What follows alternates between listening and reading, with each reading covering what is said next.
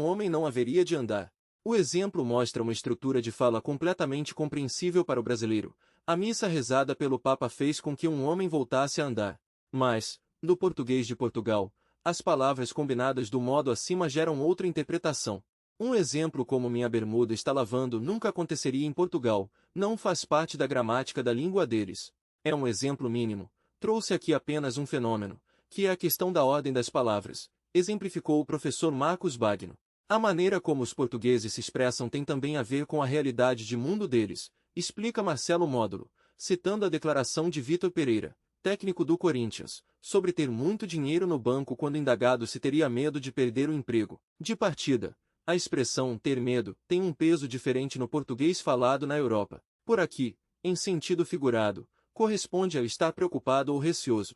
Em Portugal, seu sentido é literal, como se Vepa estivesse verdadeiramente amedrontado. Na sociedade portuguesa, dizer quanto dinheiro a pessoa tem no banco não tem o mesmo peso que tem no Brasil, socialmente falando, explica o professor Marcel Módulo.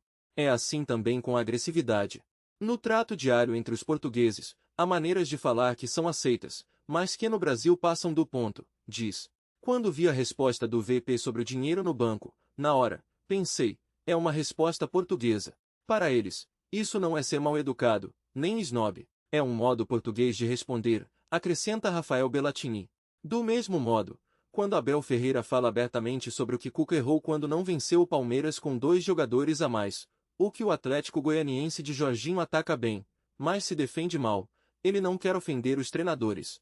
Está apenas usando a língua portuguesa de acordo com o Código de Conduta e Lógica de Portugal. Uma pergunta direta demanda uma resposta direta. O professor também explica que, mesmo ao término de seu contrato, Abel Ferreira ainda não vai se comunicar como um brasileiro, apesar de entender melhor o contexto local de uso do idioma. Você fala como aprende até os 18 anos. Depois disso, não muda mais, diz ele.